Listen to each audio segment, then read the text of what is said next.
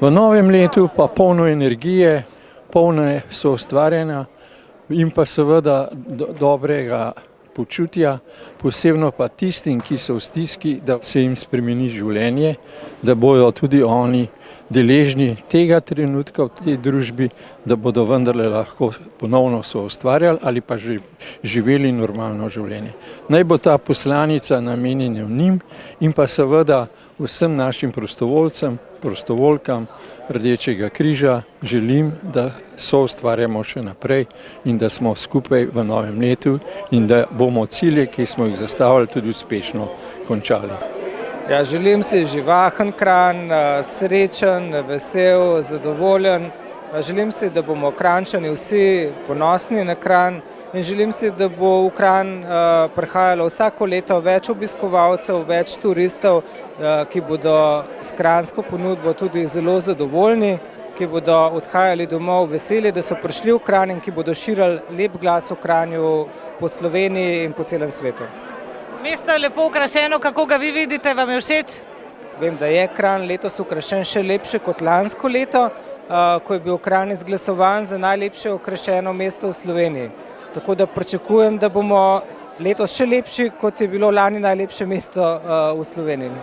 Jaz v tem letu imam občutek, da smo naredili veliko korakov naprej in če jih bomo vsako leto toliko naredili, verjamem, da bo Kranj prosperiral. Osebno si želim malo več miru, malo več prostega časa za družino. Kranj je univerzitetno, Prešernovo in gospodarsko središče. Vedno bil in vedno bo. Seveda pa mu je treba dati večjo podporo tudi na znanstveno-raziskovalnem delu.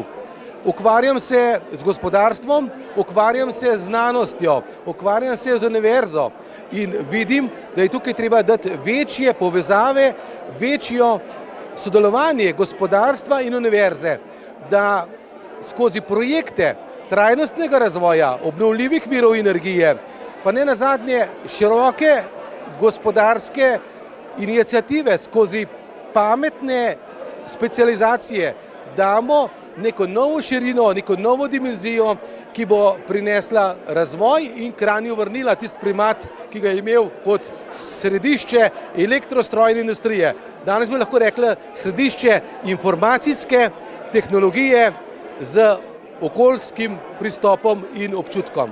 Mislim, da tisti, ki smo poznali Kranj tudi prej, bi želeli v Kranju več gospodarske iniciative, več industrije, več gospodarstva. V prazničnih dneh smo v uredništvo Gorenjske televizije prejeli veliko papirnih in še več elektronskih voščil.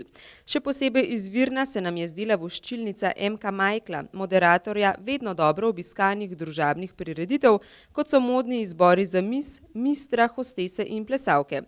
Priljubljeni voditelj je znova dokazal, kar se že dolgo ve, da na Gorenjskem radi gledate GTV.